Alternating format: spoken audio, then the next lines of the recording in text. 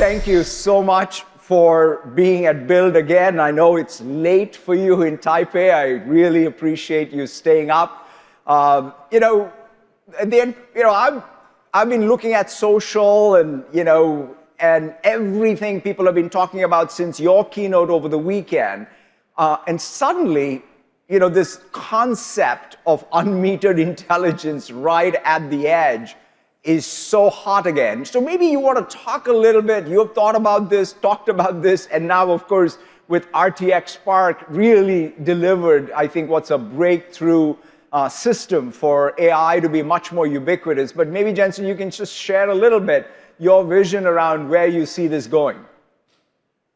Well, this all started about 3 years ago between a conversation between you and I. And we were talking about how we could build a new class of PCs that's incredible for designers and creators, and it would be incredible for artificial intelligence, and it would be one of these systems that has the processing capability, but also the software stack that's integrated into the world's design packages and creator packages, and of course all the things that we're doing with AI.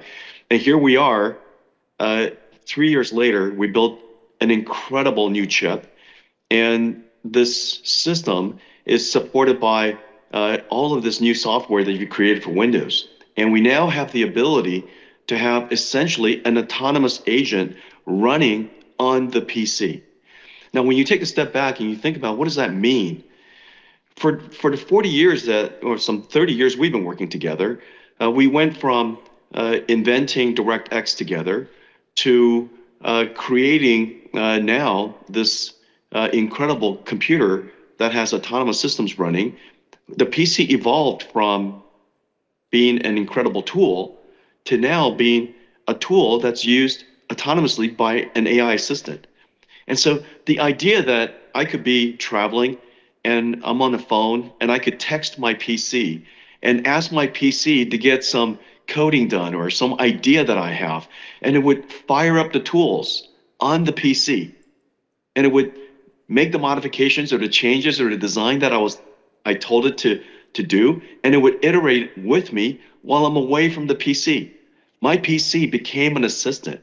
While I'm sitting there, of course, this PC would be my great assistant as well. And so this idea that the PC evolved from a personal computer to a personal AI is just really exciting. And to see it come to life, Satya, to see it come to life and actually doing that, so I'm super excited about it. Spark, as you mentioned earlier, has all this incredible capabilities, a petaflop of AI performance. It has a petaflops of NVFP4, this numerical format that our two companies worked on together that allows us to take advantage of this 128 gigabytes of memory and fit maybe a couple of 100 billion parameter model. A couple of 100 billion parameter model is state of the art. And so I think the days of having a really smart assistant running autonomously on the PC is here. Yeah, no, it's so awesome. And in fact, I'm also excited about Windows coming to the GB300. And so that's another thing that it's kind of like data center right on your desktop, and it's so exciting. But talking about that data center side, obviously, this entire thing got started when we built the first supercomputer together to train the GPT models, and we have come a long way. In fact, even I was talking about the Fairwater design. It was custom built essentially for the Grace Blackwell era to be able to max the data center design with the system design you had. And now, of course, we're validating Vera Rubin. We're very excited about it. Maybe you want to share a little bit about sort of what happens even on the cloud side with how you're pushing on the systems innovation. Well, our journey is incredible. We built the first AI supercomputer together. That was based on Ampere. Of course, Hopper was an incredible success. Those first two generations were focused on pre-training.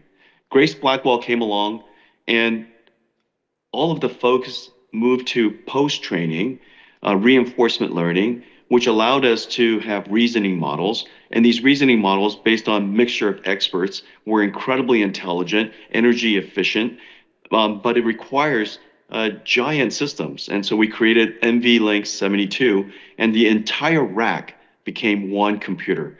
We had evolved from one node to now one rack.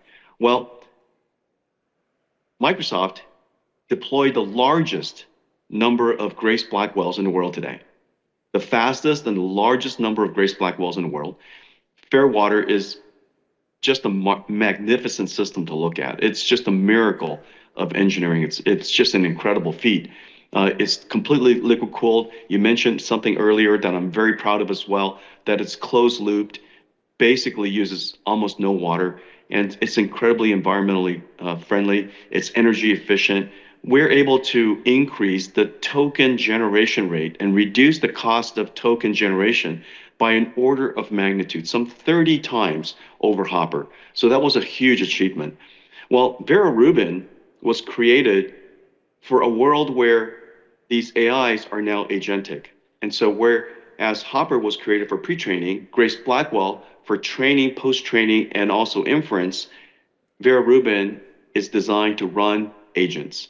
It's agents, as you know, this computing pattern is exactly the same computing pattern we're going to run on the RTX Spark. It's exactly the same agentic system, except of course, it's going to be much, much larger. We're going to process enormous number of them simultaneously. Many of them are going to be from different customers and different partners. And so the entire path, the entire coding path from storage, which is the long-term memory, the working memory, is encrypted. The data is encrypted in transit. The data is also encrypted in use. And so we're going to really innovate in the area of confidential computing. And so this entire disaggregated, distributed computing system, you mentioned CPUs. Vera is a revolutionary CPU designed for agents. You know, the past CPUs were designed for humans. And, you know, we're just more patient than agents are. And agents want low latency, just as you've been working on as well. Vera was designed for extremely low latency. And so Vera Rubin is just completely revolutionary. I can't wait to show it to everybody. You've already stood it up. Yep. Our two teams have been working very closely.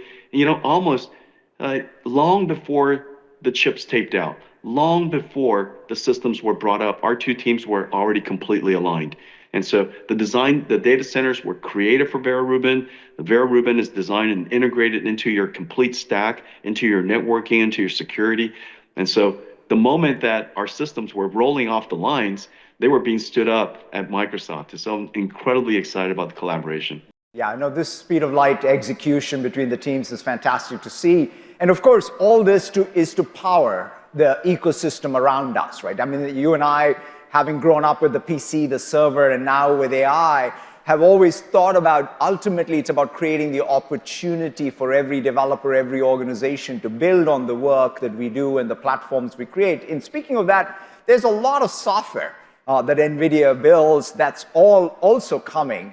For example, we're going to have your models in Foundry, your tooling in Foundry. We're going to have, in fact, your software even help us with accelerating our workloads when it comes to even the data warehouse. We're going to obviously have stuff in Windows.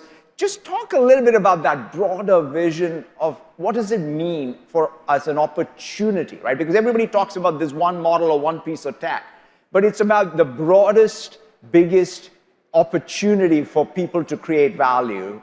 Maybe you want to share a little bit about that. Well, we've been preparing for this moment.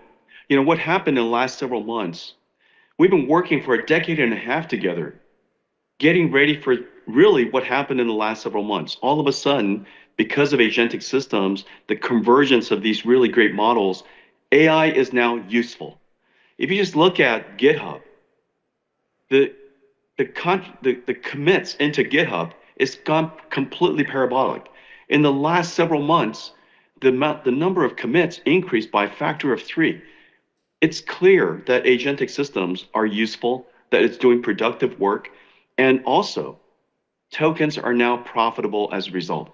And so the amount of demand for compute between the usage of the AI and the computation that's necessary for agents, the compute demand has really gone through the roof. Well, one of the things that we've been doing together is making sure that all of the tools that the agents are going to use are fully accelerated. Fabric, for example, is now fully accelerated. We're accelerating data processing, SQL, Spark, semantic-based, vector-based, graph-based. We're going to make sure that all of the tools that are available on Azure are going to be fully GPU accelerated because the agents are going to be impatient. The faster we can get the answers back to the agents, the faster they can iterate, the faster it can generate tokens, which are ultimately what the developers, both of our customers, would like to do, is generate a lot of tokens that are really profitable, that are highly intelligent. Thank you so much, Jensen, for the partnership and the leadership and the innovation that you bring to this entire ecosystem, and really thrilled to be working closely with you and the team and bring all this to the developers here and beyond, and look forward to seeing what the next sort of few months and the next year bring in terms of the innovation that gets built on top of the platform. So thank you again for joining this late in the night from Taipei. Thank you so much, Satya, for your partnership and friendship. Thank you. Thank you.